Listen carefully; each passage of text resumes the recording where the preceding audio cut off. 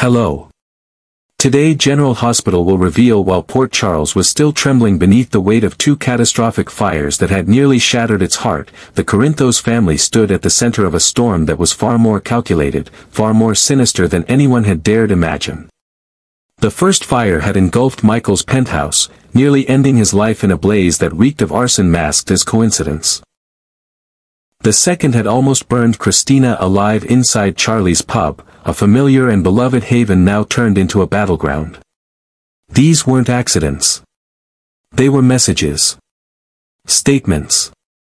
Precision strikes aimed not just at lives but at the core of Sonny Corinthos himself. For the people of Port Charles, fear lingered like smoke in the air, but for Sonny, something deeper had taken hold, a slow-boiling fury so intense it threatened to consume him from within. Although Sonny had just been officially cleared in the investigation surrounding the death of Natalia Ramirez, he knew better than to trust temporary absolution. He had spent too many years navigating the treacherous underbelly of power, where truth was a tool to be weaponized and perception carried more weight than justice. The accusations had been brutal, suggesting manipulation, coercion, and psychological torment. Now, even with the charges dropped, the damage was done. Doubt had already seeped into the collective consciousness of Port Charles, and Sonny knew exactly who had opened that vein, Jen Sidwell. Sidwell had spent years cultivating the image of a dignified statesman, the kind of man who spoke in polished rhetoric and wielded influence with a handshake and a smile. But underneath that carefully curated persona was a strategist who saw Port Charles not as a home but as territory to be claimed. And to seize that territory, he needed to destroy its reigning king.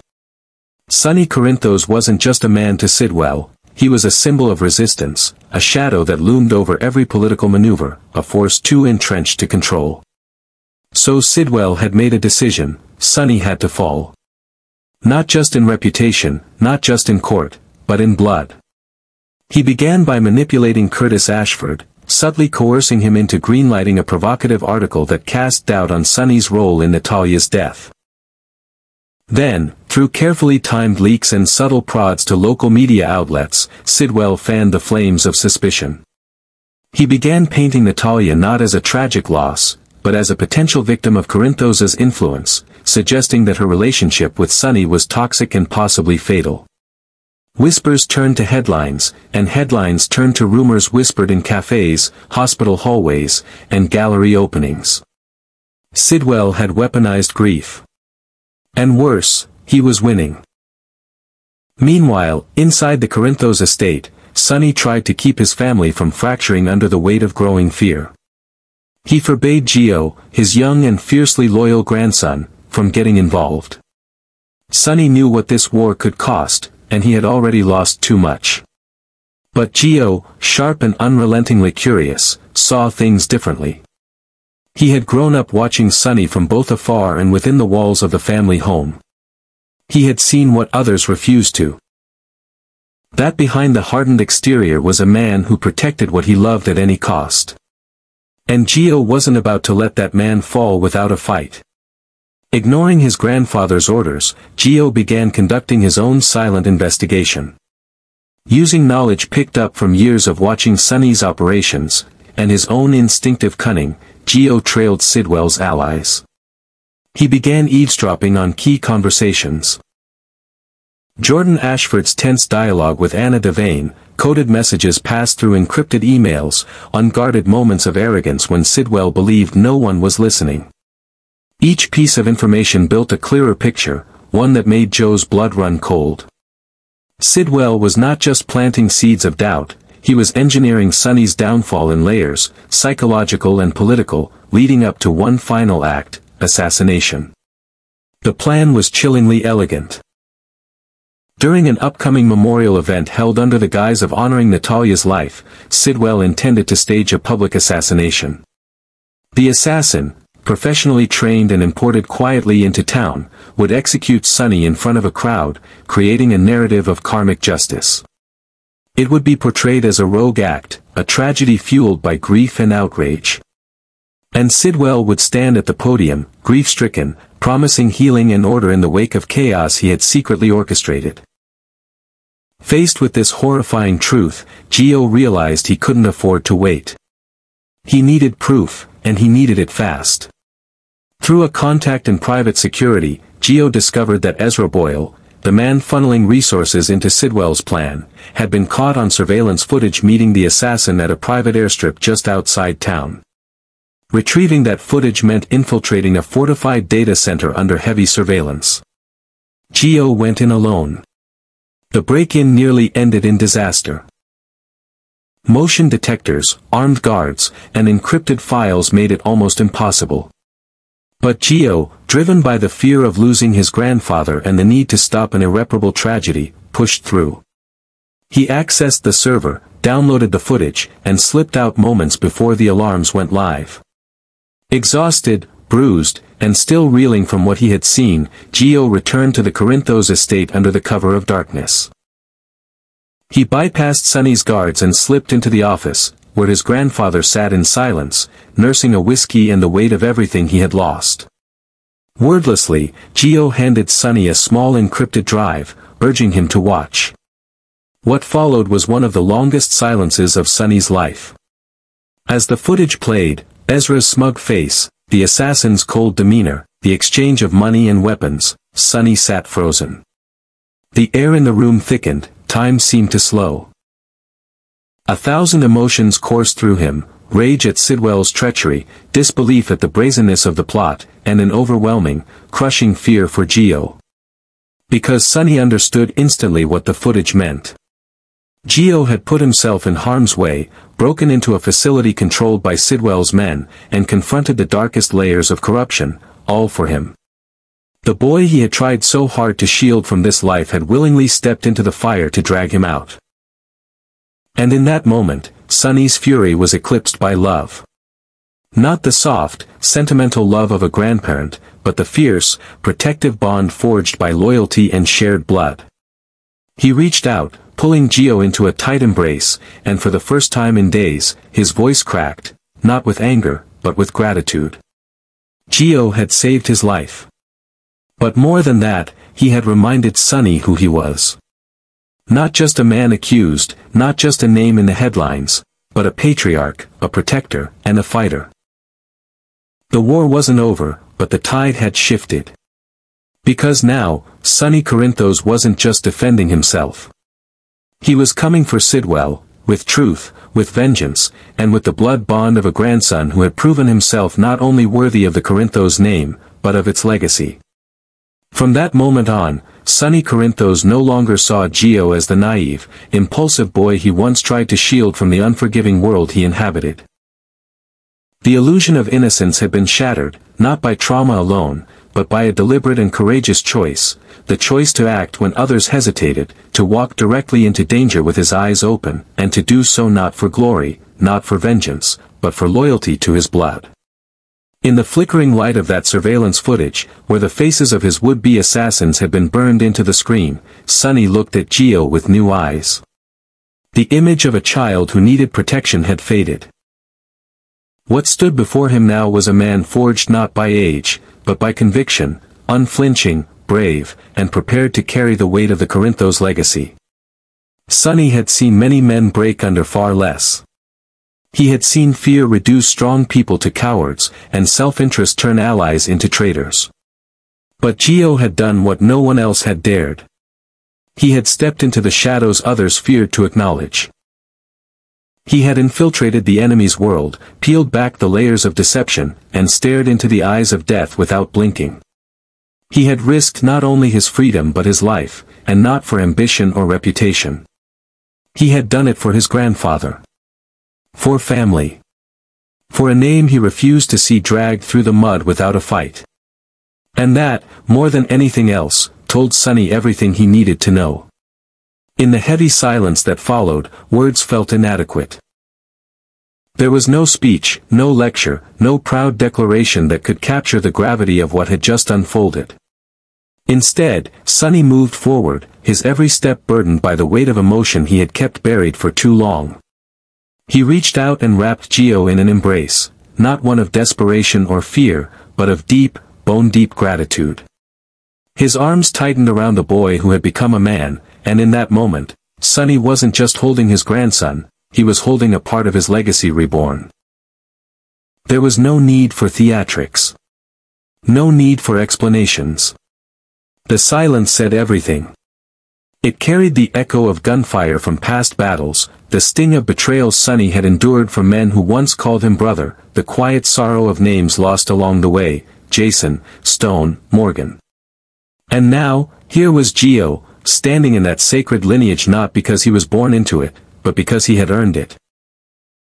Through blood, sweat, and an unflinching sense of purpose, Gio had stepped into the arena of Corinthos men, where loyalty is absolute, love is fierce, and survival is never guaranteed. Sonny's heart, so often hardened by necessity, cracked open just enough to let the truth in. He was no longer alone.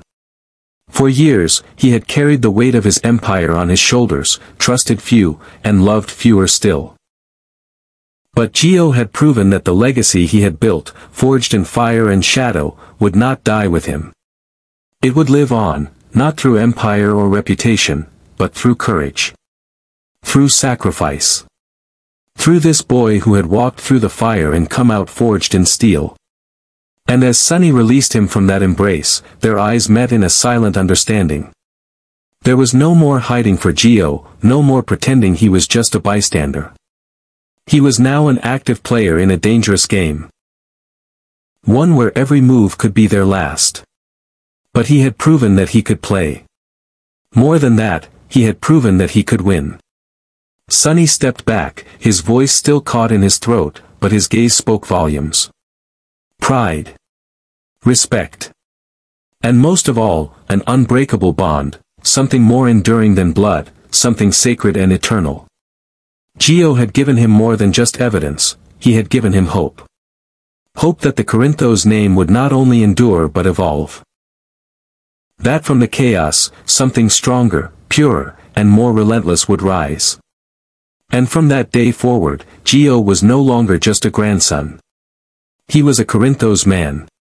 In that very moment, as the last frame of the incriminating footage flickered off the screen and silence reclaimed the room, Sonny Corinthos understood with unshakable clarity that the war with Jen Sidwell was far from over. What had unfolded thus far, the fires, the political sabotage, the whispers in the press, had merely been the prelude. The real battle was only beginning. Sidwell, once cloaked behind carefully chosen words and a polished image, had now revealed his true face, a calculating, cold-blooded predator who would burn down a city if it meant eliminating Sonny and seizing control of Port Charles. His ambitions knew no boundaries, and his ruthlessness made him more dangerous than any mob rival Sonny had ever faced. Because Sidwell didn't just want to destroy Sonny's life. He wanted to erase his legacy, rewrite the city's power structure, and crown himself as the new architect of order in a town that had long pulsed to the beat of Corinthos loyalty. But as the shadows deepened around him, Sonny was no longer afraid. Because now, something had changed, fundamentally, irrevocably. For the first time in a long time, Sonny felt a shift within his own defenses, an opening of something he had long kept guarded. He had gained an ally, yes, but not one trained in violence or schooled in organized crime. Not a bodyguard whose loyalty could falter, nor a business associate whose allegiance might shift with the wind. No, this was something much deeper. He had found strength in family, in blood, through Gio Palmieri, who had risen from the periphery and stepped directly into the center of the storm. Gio had not been born into the underworld, but he had chosen to walk into its heart. Not for power. Not for gain. But to protect the man who had once carried him on his shoulders and taught him the meaning of legacy without ever saying the word. He had faced down the venomous reach of Sidwell's network, infiltrated a conspiracy, and returned not just with evidence but with a symbolic banner of resistance. Gio had grown into a force, shaped not by street fights or backroom deals, but by a fearless, unflinching love for his grandfather. A love that had forged him into something new, something the Corinthos Empire hadn't seen in years, a successor not molded by fear or greed, but by devotion and purpose. And in that realization, Sonny found a surge of strength unlike anything he'd felt in ages. The weight of leadership had long rested on his shoulders, carried through years of war, betrayal, and loss. He had buried too many friends. He had outlived too many enemies. And for so long, he had fought these battles alone. Relying on his own instincts, his own wrath, and the ironclad loyalty of a few trusted allies. But now, he was no longer alone on the battlefield. His line would not end with him. The fire that had sustained him for decades now burned in another, younger soul, one willing to die for him, but more importantly, willing to live for what he stood for. The night outside the Corinthos estate stretched cold and quiet, a false calm that blanketed a city on the verge of eruption. In the darkness, Port Charles stood suspended in a fragile silence, the kind that comes before the shattering of illusions. Alliances were fraying. Power was shifting. The old rules were dissolving. And yet, inside that house built on blood, grit, and a fiercely guarded code, Sonny stood tall, no longer just as a man defending his throne, but as a patriarch passing the torch. This wasn't the end. It wasn't even the climax. It was the awakening of something greater than retaliation. Now Sonny could see the battlefield with new clarity. Sidwell's tactics had grown bold, but his arrogance would be his undoing. Because he had assumed Sonny would fight alone, that the Corinthos empire was built on one man's shoulders. What he didn't understand, what he would soon learn in devastating fashion, was that empires like Sonny's weren't sustained by fear or profit, but by blood and legacy. And that legacy now had a name, Geo. With that certainty burning in his veins, Sonny turned his gaze from the past and toward the storm ahead. He knew Sidwell wouldn't back down. He knew the attacks would escalate. The media would turn crueler, the politics dirtier, and the assassins braver. But now, Sonny wasn't just preparing to defend his name, he was preparing to reclaim the soul of the city. Because this wasn't just about survival. This was about legacy. About protecting what had been built through years of sacrifice. About ensuring the Corinthos name didn't just endure, but evolved. And so, in the darkness of a city where loyalty was tested daily, where power could be bought and sold, and where masks changed with the tide, Sonny Corinthos rose once more, not as a man with nothing left to lose, but as a leader with everything to protect. The shadows had shown him his enemy. But they had also revealed his heir. And this time, he would not fight alone.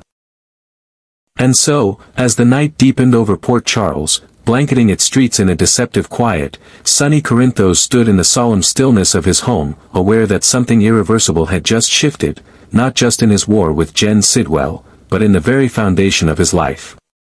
The air still carried the weight of betrayal, the stench of fire and smoke from the violence that had nearly claimed his children, the bitter tang of politics twisted into a weapon.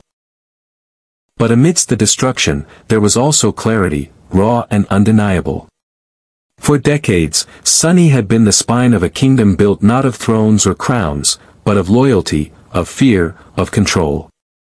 He had ruled with instinct, with heart, and with fire, surviving countless enemies, heartbreaks, and revolts. But until this moment, he had carried it all alone, always one step away from collapse, trusting few, expecting betrayal, preparing always for the next bullet, the next lie, the next loss. Now, for the first time in what felt like a lifetime, Sonny no longer felt like a solitary warrior. Something extraordinary had taken shape in the darkness, something that even his worst enemy hadn't foreseen. Not a strategy. Not a weapon. But a person. A protector born not of violence, but of love. A guardian who had walked into danger not out of obligation, but because he believed in something larger than himself.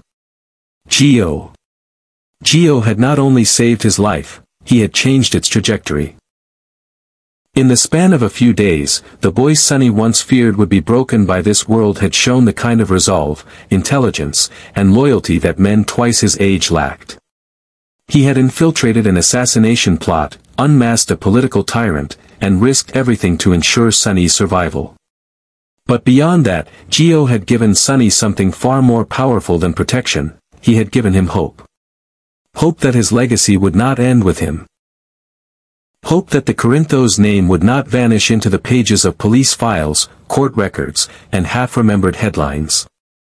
Hope that the fire Sonny had carried in his chest for so many years would not die out, but instead, be passed on and transformed, refined into something wiser, something fiercer, something more resilient. Geo was that transformation. A new generation born from the ashes of old battles, tempered by love, sharpened by danger, and guided by unwavering principle. Sonny understood now that the war with Sidwell was entering a more treacherous phase. Sidwell was a new breed of enemy. He didn't operate in alleys or docks, but in city halls and media rooms. He didn't use guns alone, but perception, politics, and carefully constructed lies.